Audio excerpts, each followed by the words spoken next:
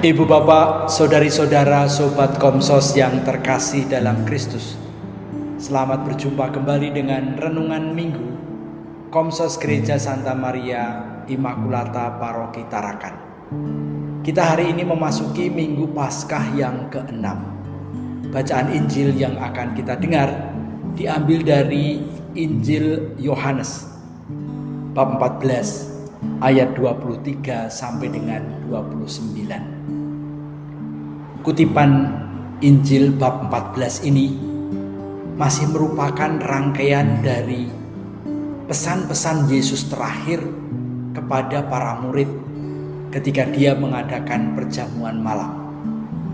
Yesus menyampaikan wasiat kepada para muridnya, dan wasiat itu diberikan ketika kekuatan-kekuatan kegelapan sudah tidak ada lagi bersama dengan mereka. Yudas, personifikasi kekuatan kejahatan itu, sudah pergi. Namun bagi Yohanes, dunia adalah tempat di mana kekuatan kegelapan itu berkuasa. Yohanes membedakan antara dunia dan para murid Yesus. Para murid sudah dipisahkan dari dunia. Para murid sudah diberi pengajaran mengenai jalan-jalan Yesus. Para murid sudah diajak oleh Yesus berkeliling kemana-mana untuk melihat, mengalami, dan mendengarkan apa yang menjadi misi Yesus yang dia bawa dari Allah Bapa.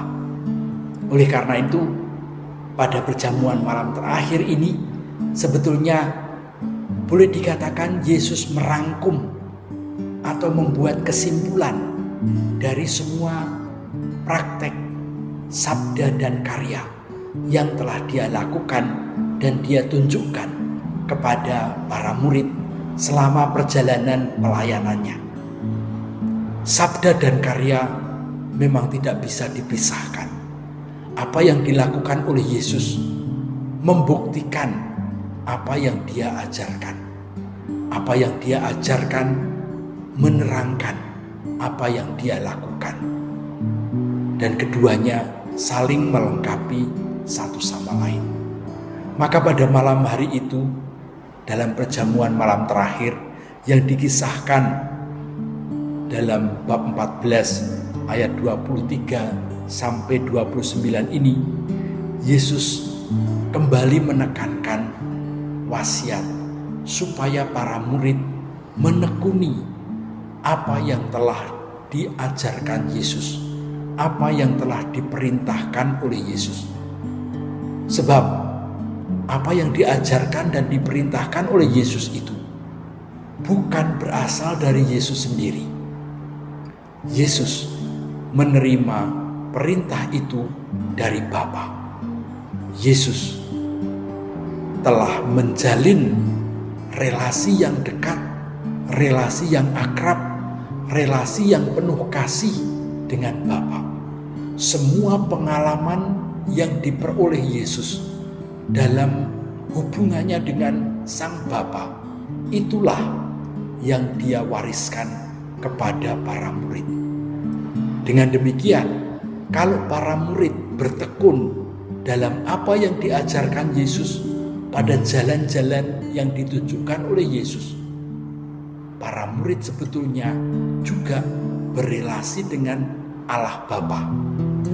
Para murid akan mengalami kasih Allah Bapa. Para murid akan bersatu dengan Allah Bapa. Sama seperti Yesus yang taat kepada Bapa. Yesus yang mengasihi Bapa. Yesus yang selalu mencari kehendak Bapa. Dia bersatu dengan Bapa. Sehingga apa yang diungkapkan Yesus, apa yang diajarkan Yesus, bukan dari Yesus sendiri, tapi dari buah relasi akrab penuh kasih Yesus dengan Bapa.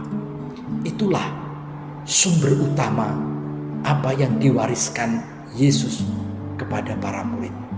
Itulah wasiat yang diberikan Yesus kepada para murid. yaitu buah-buah dari relasi Yesus sendiri dengan Bapa.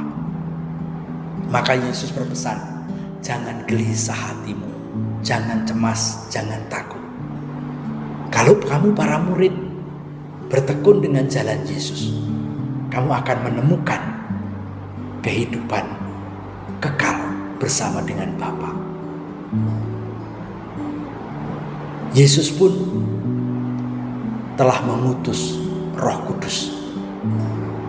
Roh Kudus adalah Roh penolong.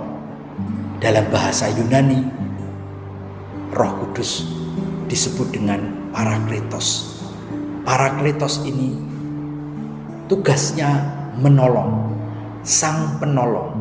Sang penolong sudah diutus oleh Yesus untuk menemani para murid. Sang penolong ini sudah mendapatkan tugas dari Yesus untuk mengingatkan ajaran-ajaran Yesus kepada para murid. Sehingga para murid, kalau mereka sedang membutuhkan bantuan atau mengalami jalan buntu atau mengalami kebingungan, para murid diminta untuk mengundang, memanggil, minta tolong kepada sang penolong, yaitu Roh Kudus yang berasal dari Bapa dan berasal dari Yesus. Roh penolong inilah yang akan menerangi para murid sehingga mereka bisa mengerti ajaran Yesus, sehingga mereka bisa mengingat pesan-pesan Yesus, sehingga mereka kemudian juga bisa membagikan pengalaman mereka dengan Yesus kepada orang lain yang tidak pernah mengalaminya. Kita tidak perlu minta Roh Kudus untuk datang, karena kita tidak kuasa memanggil Roh Kudus. Roh Kudus sendiri sudah diutus dan saat ini sudah selalu menemani kita.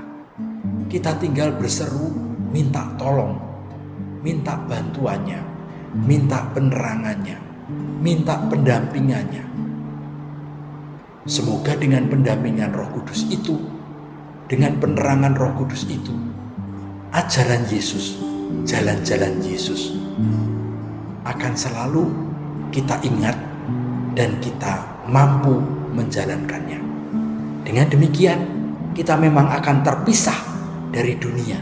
Kita akan menjadi orang-orang yang berbeda dengan dunia karena kita telah berjalan di jalan Yesus. Jalan Yesus adalah jalan menuju kehidupan kekal.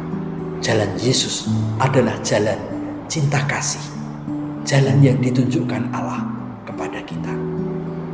Kemuliaan kepada Bapa dan Putra dan Roh Kudus, seperti pada permulaan, sekarang, selalu, dan sepanjang segala abad. Amin.